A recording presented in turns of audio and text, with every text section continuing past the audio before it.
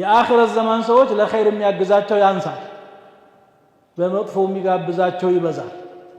ይሄ ወጣትነት እንግዲህ በዘመናችን የምታዩት በብዙ ነገር ተጠምዷል። ወጣቱ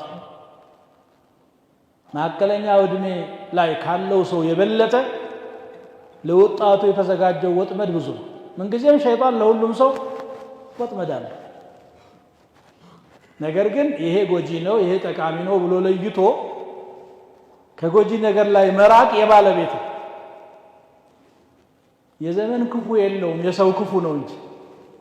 ስለዚህ ነው ጊዜን አትሳደቡ ይላሉ ነብዩ ሰለላሁ ዐለይሂ ወሰለም። لا تسبوا الدهر فإن الله هو الدهر يقلب الليل والنهار።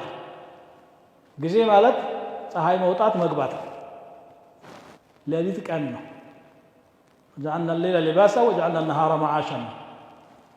እዚህ ጊዜ ውስጥ ክፉ የሚሰራ አለ ጥሩ የሚሰራ የተረገመም የተመረቀም ጊዜ የለም። በነገራችን ላይ ጊዜ በራሱ ጊዜ የሚሽከረከር የአላህ መክሉቅ ነው። ተጠቃሚው እርጉም ሊሆን ይችላል እርጉም ነገር ስለሚሰራ፣ ጥሩ ሊሆን ይችላል ጥሩ ስለሚሰራ። የነብዩ ሰሃቦችና አቡ ጀህል አንድ ዘመን ነው የኖሩት። ግን በክፋት የተሰማራና በልማት የተሰማራ የሁሉም ማረፊያው የተለያየ ነው። በተለይ ወጣትነት ደግሞ ዕውቀትም የሚቀሰምበት ኸይርም ለስራ ካልክ ጉልበትህ ይታዘዝሃል፣ አቅሙ አለ ለመጾም ለመማር ለመስገድ في سبيل الله ትግል ለማድረግ በማንኛውም አባባል ኸይር ላይ የተሻለ አቅም ያለው እሱ ነው። አቅሉም ራሱ ከፈት ያለ ነው። አብዛኛው የነብዩ ሰለላሁ ዐለይሂ ወሰለም ሰሃቦች ወጣቶች ነበሩ። ሽማግሌዎቹ አልፎ አልፎ ቢኖሩም የነበረውን ላለመልቀቅ ሲታገሉ ነበር ያሉት። ስለዚህ ይሄንን የወጣትነት እድሜ ዛሬ የተደቀነልን ፈተና ታያላችሁ። ሰውን ወደ ፈሳድ ለማስኬድ ድሮም ቢኖርም ዛሬ በጣም በቴክኖሎጂ የታገዘ ለጥፋት የሚጋብዘው የበረታ ወቅት ነው። እዚህ ላይ ጠንካራ መሆን ነብዩ ሰለላሁ ዐለይሂ ወሰለም አኺረት ዘመን የሚመጡ ሰዎች አሉ፣ አንዳቸው እናንተ የምታገኙትን የ50 ሰው አጅር ያገኛል አሉ። እንዴት ነው የ50 ሰው አጅር የሚያገኘው እኛ ሳናገኝ ሰሃቦት ብለው ሲጠይቋቸው ኢነኩም ተጅዱነ ዐለ الخير አዕዋነና፣ እናንተማ ለቁም ነገር የሚያግዛችሁ ብዙ ሰው አለ፣ እኔ ጋር ነው ያላችሁት ማለታቸው ነው። ሰሃባ ጋር ነው ያለው። የአኺረት ዘመን ሰዎች ለኸይር የሚያግዛቸው ያንሳል፣ በመጥፎ የሚጋብዛቸው ይበዛል።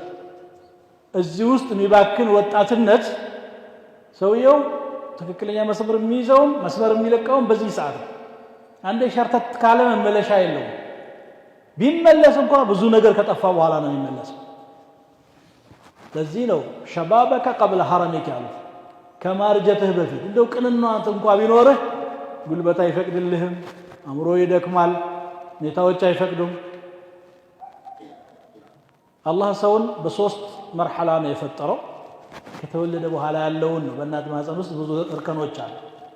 ከወጣ በኋላ ግን خلقكم من ضعف ከደካማነት ثم جعل من بعد ضعف قوة ይላል። ከደካማነት በኋላ ጉልበት ይመጣል። ثم جعل من بعد قوة ضعفا وشيبة ከጉልበት በኋላ ደግሞ ድካምና እርጅና ይመጣል። እንደፈለገ ይሮጥባት የነበረችው እግሩ አልሸከመው ትላለች። ርቀት ታይ የነበረችው አይኑ ብዥ ብዥ ይልባታል። ትሰነዘር የነበረች እጁ አልታዘዝ ትላለች። ምላሱን እየደከመ ይመጣል።